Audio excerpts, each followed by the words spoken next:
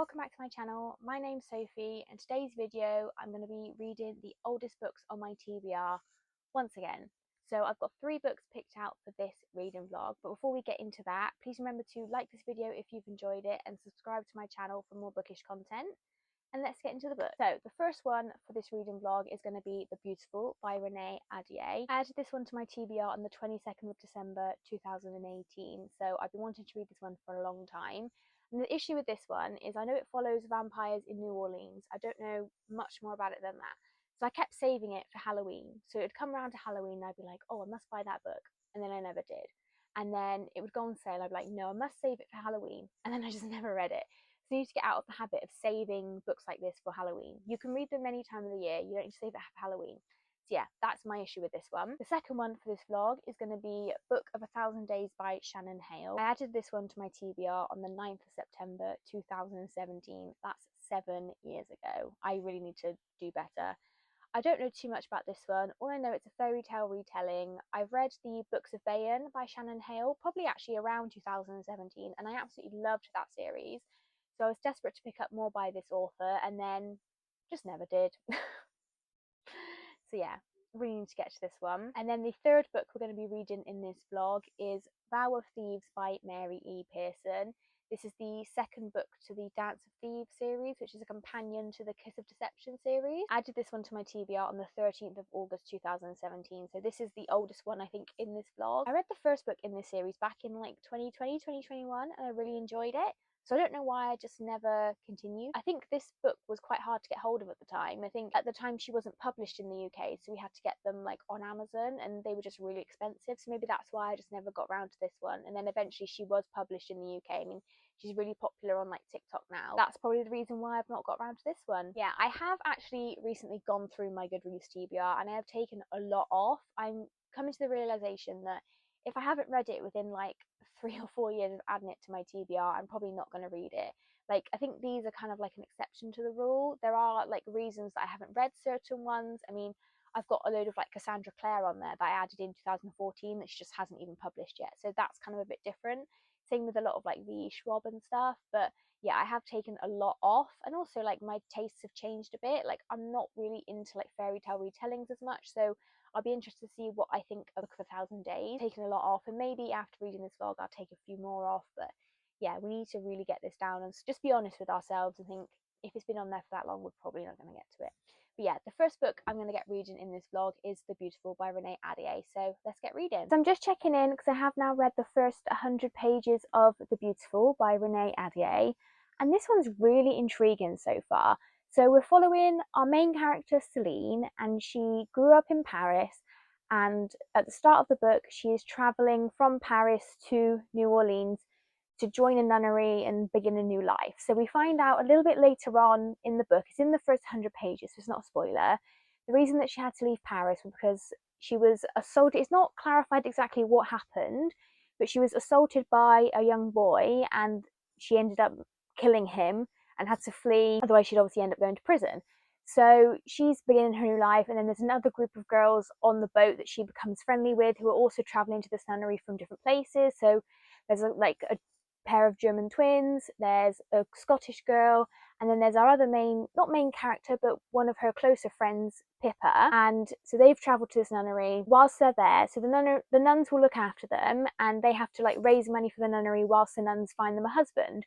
So one of the girls, she was like a nanny, so she is going into like a teaching job, and there's a few various other roles, and Pippa and Celine, and I think one of the other girls, they don't really have anything that the nuns have a vacancy for. So they're selling some like handkerchiefs and stuff that they've made, because they're all quite good seamstresses. And a young girl called Odette comes to their stall, loves the handkerchiefs, finds out that Celine, when she lived in Paris, was a seamstress, and asks her to come and take her measurements to make her a dress for like a ball that she's going to. So whilst this is all going on, we've actually read from the POV of like a vampire. So there is a group of vampires that live in New Orleans, and we think that this is Odette and another person that we've met called Sebastian. There's quite a few of the characters that we've met. We believe that they are the vampires because everyone's told like Celine and Pippa to avoid a certain area of the city because that's where like bad things happen. And then I think there is another group of vampires, because the vampire that we've read from, he's trying to frame these vampires for like killing a load of young girls. So we read his perspective where he meets a young girl and then drinks her blood and kills her. So I think there's going to be sort of like some vampire war going on. I'm not quite sure. I'm not 100% certain if that is two separate groups of vampires, or maybe there's like a vampire that's been ousted and wants to get revenge. Like, we'll find out obviously later in the book.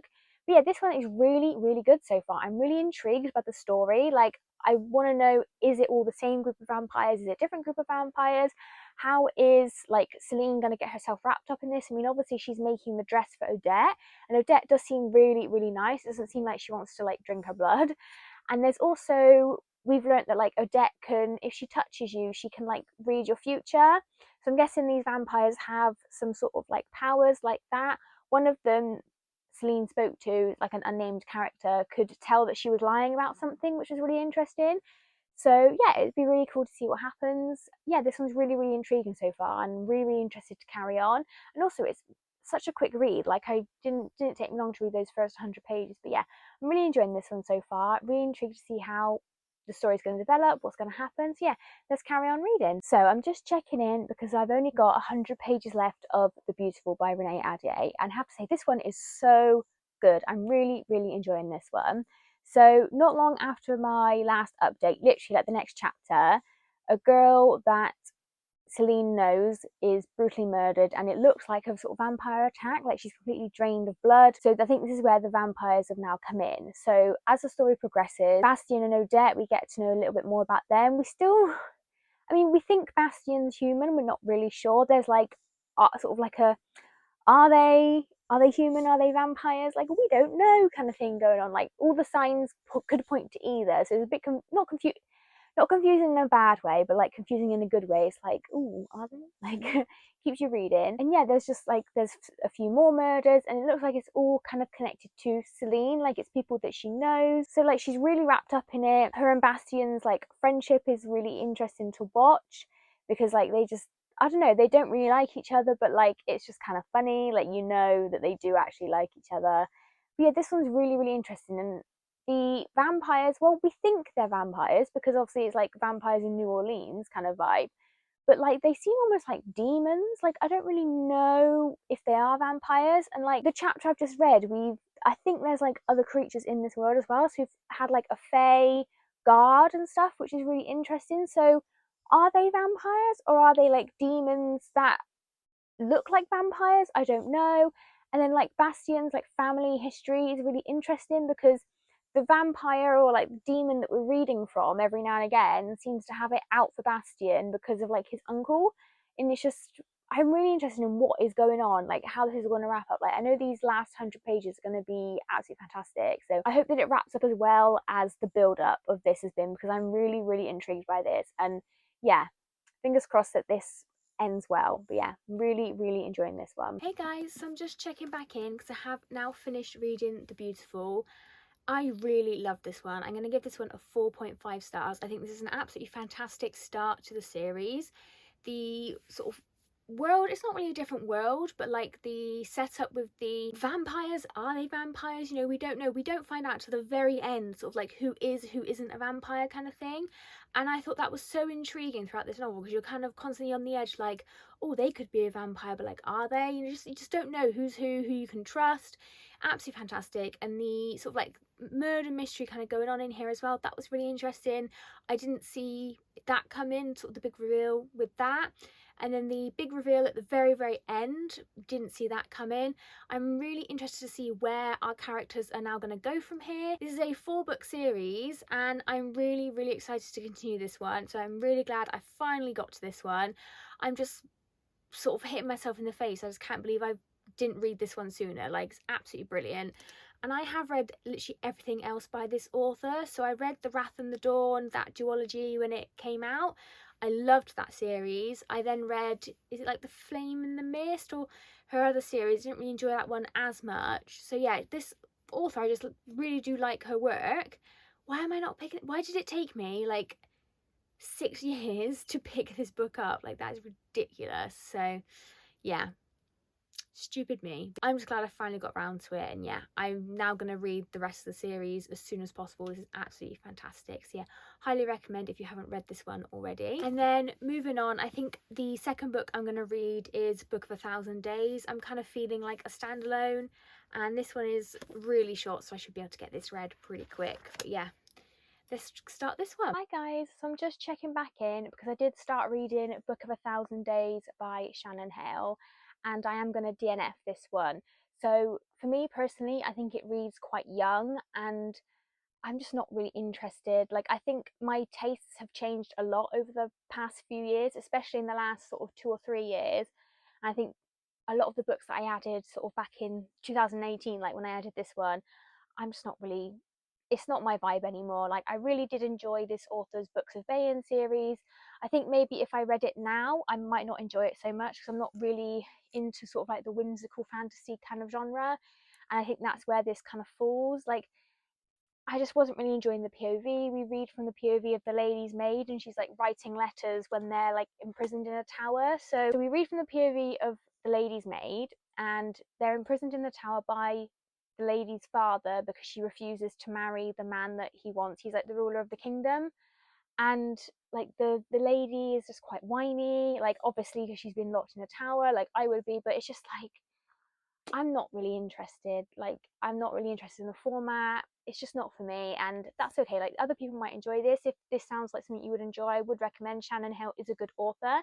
It's just not my vibe anymore. So yeah, I am going to DNF this one, which is a bit of a shame. That moves us on to the last book for this reading vlog, which is Vow of Thieves by Mary E. Pearson. So hopefully I have a bit better luck with this one. Hi guys, so I'm just popping back in because I have read just over the first 100 pages of Vow of Thieves, and I am enjoying this one so far. This series follows two main characters, Cassie and Jace. Cassie worked for the Queen that we met in the Kiss of Deception series, and Jace is a member of the Ballinger family who rule it's not a kingdom, it's like a city.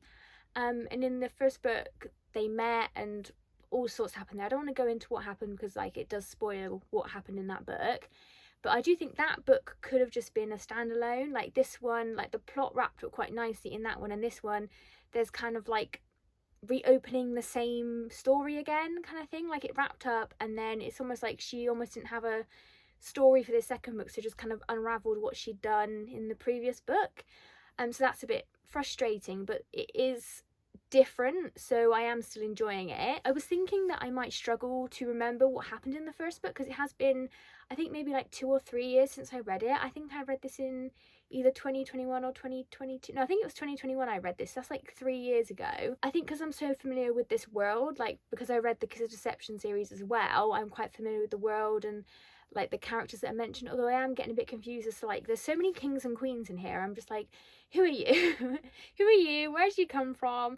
But yeah, I am getting my head around it a little bit now. There is maps like at the front to help as well for reference. But yeah, I am enjoying this one so far, and it is quite a quick read as well, so I do think I can get most of this read today, if not finished. But yeah, really enjoying this so far, and I'll check back in with you guys when I've got an update later on. Hi guys, so I'm just coming in to wrap this reading vlog up as I have now finished Vow of Thieves by Mary E. Pearson. I'm going to give this one 3.5 stars, so this was a really good end to this series. I just think I'm kind of done with this world now. Like, I read the Kiss of Deception series, I've now read this. I don't really feel like this needed to be a duology. I think this could have just been one book if she had sort of ended it a little bit better in the previous one. And yeah, I'm just kind of done with this world now. So if she is going to write anything else, I don't think I'll be picking it up. I did enjoy this book. I thought the plot was quite interesting, but again, it just kind of unraveled sort of everything that we achieved in the first book just to get a second book. I don't really feel like it was necessary. I think the first book maybe could have just been a little bit longer, maybe just a bit better plotted. But yeah, I would still recommend The Kiss of Deception and this series if you're interested in this world. Like, The Kiss of Deception is such a good series. I'm not sure if I would enjoy it as much now, but then like I did read it quite a few years ago, and like my tastes have changed as sort of proven by this vlog. You know, just because I added something to my TBR 7 years ago doesn't mean I'm still interested. I can't with myself. Okay, like, yeah, I think I need to go back through my Goodreads and just take a load of stuff off because my tastes have changed so much, and it's okay. Like, the time has passed on some of these books, and that's okay. But yeah, 3.5 stars for this one. And then obviously I DNF'd Book of a Thousand Days by Shannon Hale. Again, I kind of explained that one. And then I really enjoyed The Beautiful by Renee Ahdieh, and I gave that one 4.5 stars. So this has been a pretty successful vlog. I've got 3 books off the TBR and really old ones as well. So yeah, I'm really pleased with that. So yeah, that's going to be it for this reading vlog. If you have made it this far, please remember to like if you enjoyed this video and subscribe for more bookish content from myself. But that's it for me today, guys. Bye!